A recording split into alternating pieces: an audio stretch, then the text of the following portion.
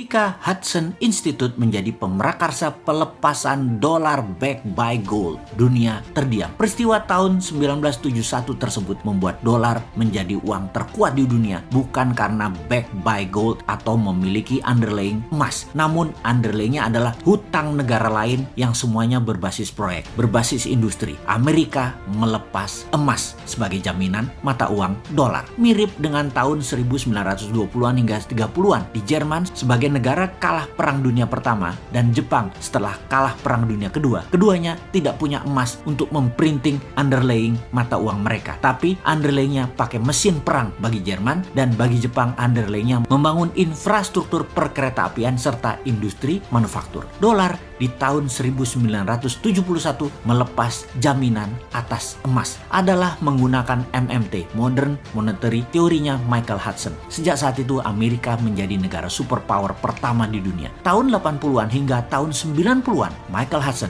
adalah guru besar yang mengajar di kampus di Peking University, di mana hampir semua petinggi politbiro yang saat ini menjabat di Tiongkok adalah murid beliau. Setidaknya mereka semua memahami hal yang sama, yaitu MMT. Sehingga di tahun 1989 pertama kalinya Deng Xiaoping ambil posisi ekonomi dengan mendemokratisasi uang renminbi pakai proyek underlyingnya. MMT dipraktekkan di Tiongkok sejak saat itu. Kedua negara tersebut saat ini menjadi dua negara besar. Yang satu, Amerika, sudah menjadi negara superpower, bahkan dengan kekuatan teknologi, paten, dan free thinking country terbebas di dunia. Amerika belum terkalahkan. Sebagai murid Hudson tidak langsung, karena saya hanya mengikuti buku-bukunya dan belajar dari muridnya Hudson, salah satunya belajar dari Stephanie Kelton, maka sejak 6 tahun yang lalu si Sontoloyo ini menyatakan akan membuat negara Indonesia menjadi negara sejajar dengan dua negara besar tersebut, dan di tahun 2045 akan menjadi negara terkuat di dunia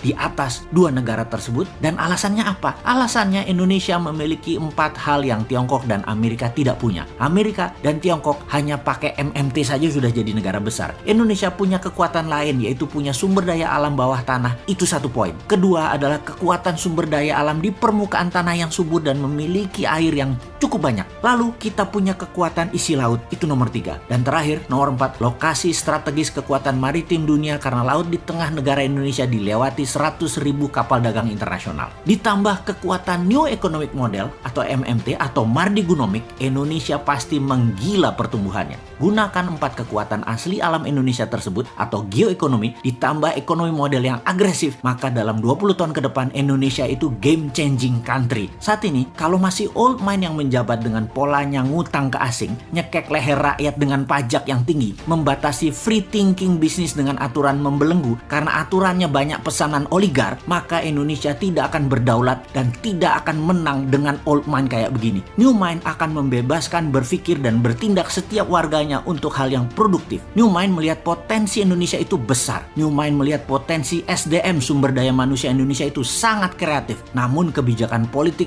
parlemen, dan partai membelenggu kreativitas dan potensi. Musuh terbesar bangsa Indonesia adalah sistem politik yang membatasi manusia berkompetisi berdasarkan prestasi dan potensi. Harusnya pilihan politik apapun yang diambil silahkan, tapi menjalankannya adalah mereka yang memiliki visi, potensi, dan kemampuan kelas dunia. Jangan sampai yang dekat dengan pejabat yang dipilih, tim pemenangan yang dipilih, yang memodali yang dipilih, buzzer yang dipilih, yang pinter nyenengin dirinya yang dipilih, yang melindungi dirinya dari pejabat agar selamanya berkuasa itu yang dipilih. Itu yang mendapat jabatan. Jangan itulah. Itu nggak ngurusi rakyat namanya, nggak ngurusi negara namanya. Makanya New Mind selalu bertanya, kok tahun 2024 lama bener ya?